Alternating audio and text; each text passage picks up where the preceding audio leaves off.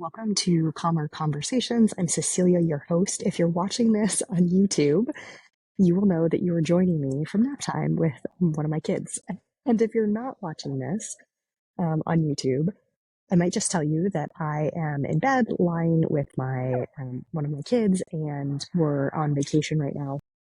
And I've just kind of been stuck here for a little bit, so I figured I might as well record this because it's something that's been on my mind, and this is a chance for me to talk about it. And I'm a mom, so sometimes I multitask, as I'm sure other moms or other human beings who are listening do.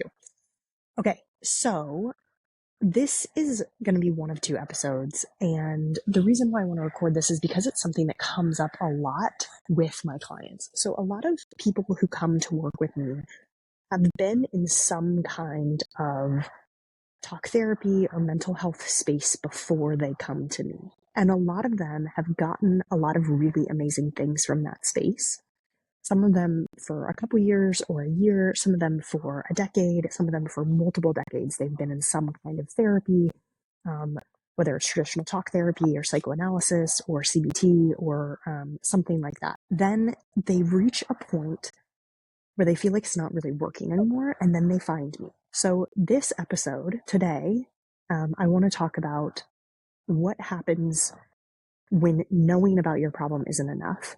And then, because I love flipping things around, and sometimes these things are both and, next episode I want to talk about how noticing is a path for change and how powerful it is when you want to make change. But I think that it's important to start here because so many people are here. I also want to preface this by saying that I trained as a counselor. I went through internship as a counselor. I never got licensed. I might have made a decision to go into coaching instead of getting licensing as a counselor. So while I do not have decades of experience as a therapist or as a talk therapy counselor, I do have familiarity with the world and with different kinds of therapies and modalities. I will also say that I think therapy is incredibly powerful for a lot of people. I'm somebody who has also been in therapy, and it helped me at different times in my life. I also got to a place where therapy felt like I'd kind of reached my end point. There are so many different kinds of therapy, and I think that at different points in our life, we need different kinds of mental health support. I cannot answer for you, and I certainly cannot answer for you in a podcast episode, but I cannot answer for you which kind of support is right for you. So I want it just to be abundantly clear that this is not a knock against therapy at all, or therapists at all. And I really do think that there is a place for different kinds of mental health support depending on where you are in your life. What I'm going to specifically talk about is people who tend to come to me and what they get from me that they perhaps aren't getting in therapy. And I also want to acknowledge that therapy, I kind of hinted at this, but it is a very broad range. It is an umbrella that has lots of different modalities underneath it. And so your specific therapist and the specific modality that the therapist is using really matters for what you're getting from them.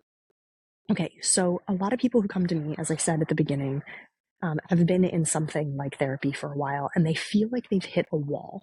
So they get to a place where they feel like they're not really getting what they used to get from therapy. And at the beginning, they found therapy really powerful, and they really got a lot of ahas from it. But then they got to a point where it didn't feel like they weren't getting something from it. So I'm going to tell you specifically, this is a quote from a client. It says, "I spent about 5 years in traditional talk therapy, and I learned and grew a ton until I hit a wall, and I felt like I knew everything I could about myself, but I still didn't feel good about it. I still had habits I wanted to change, and knowledge I felt really like needed to internalize instead of just thinking about it."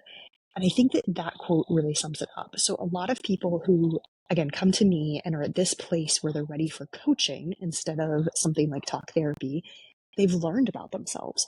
They've learned about their relationships. They've been given the space and validation to explore their own opinions, what's going on in their own brain.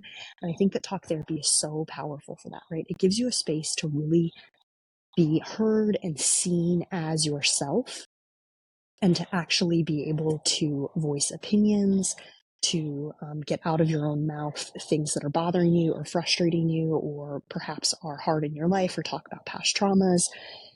And it's so powerful for that, right? I remember, I don't actually know if this was in one of my counseling, when I got the master's in counseling, one of the classes or not, but it's essentially that, if if somebody went and talked to a telephone pole every day, it would be helpful, right? Or once a week. Essentially, talking to somebody and having somebody listening to you is really powerful. And then it gets to a point for a lot of people where you start getting diminishing returns, right? You've shown up, you've regurgitated the same things over and over. You've told about the same story, the same frustration you have with your partner or with a friend, the same habit that you're in, and you're there in a space where you're talking about them. But oftentimes, because of the nature of therapy, you're not necessarily getting the tools to start to change them. And so I said that this episode is really about how when noticing isn't enough. And that's what I mean by that. When you notice, I get really pissed when my partner talks to my kids in this way. I get really angry at myself when I fall into the same habit every single afternoon. I sit down in front of the TV and drink a glass of wine and watch reality TV shows.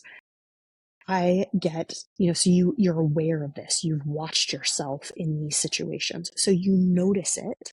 But because of the nature, again, of therapy, you're not necessarily given the support or tools to start to change it. Sometimes you are, again, in different modalities, but very often if you're in traditional talk therapy, you're really exploring like feelings around your partner. You're really exploring your own ideas and opinions around your partner, but you're not necessarily prompted with the questions and tools to start to work with your own mindset. You're not necessarily given the tools to start to take responsibility for the way you feel within yourself.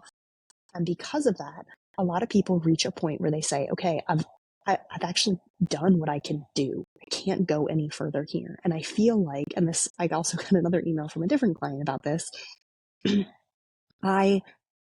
said, I got to the point where I'd realized I'd had the same session 5 weeks in a row. I felt like I had the exact same pattern of what I was telling my therapist. I thought, I don't want to be stuck in this place anymore. I don't feel like I'm actually making progress in this place. And so I want to look for something different. So when you're in a place and this is kind of like when you vent to friends, or you have like maybe a group text with a bunch of friends and you vent. And you're kind of aware, like, I'm so pissed when so-and-so does this, or my boss says this. And you're there, and in some way, there's like a dopamine hit you get from the venting, and it feels kind of good to vent. But then it gets to the place where the venting isn't doing anything, and you just notice that you're in the same spot over and over and over again. And for a lot of us, we get to the place where we say, I don't want that anymore. I've noticed my habit.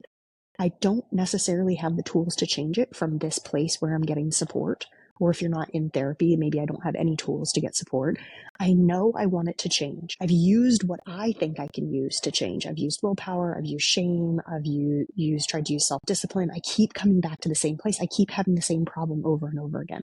I keep ending up in a relationship with the same people. I keep making friends with not necessarily the same person, but the same kind of person over and over again. I have the quote unquote same boss, right? It's not the same boss, but I keep getting jobs and I keep being in the same situation, and I'm ready to change my patterns.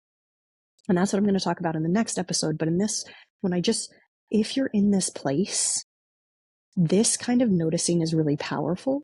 But knowing that if you just repeat the same thing over and over again, you're in a spin cycle, right? You're just like going around and around on like a track, and you're just seeing the same thing and you're saying the same thing over and over again. And you're not actually giving yourself the opportunity to see it differently or work with your brain differently.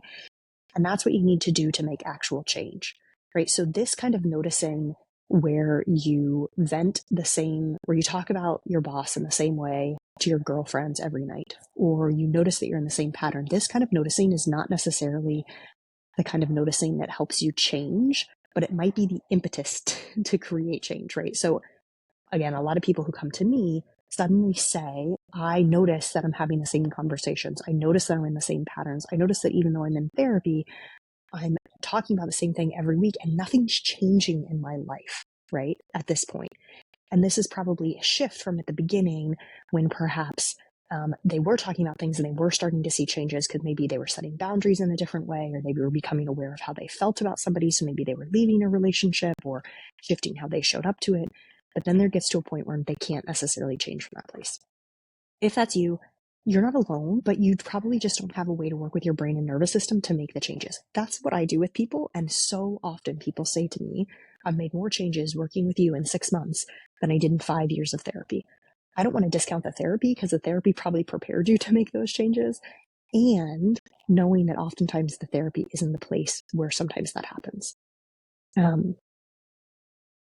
So if you're in this place of venting, of like regurgitating, you feel like you've had the same conversation going on in your group chat for the past year or something, you might just want to go to a new place. You want to might try and get some different tools so that you can actually work with your brain to change.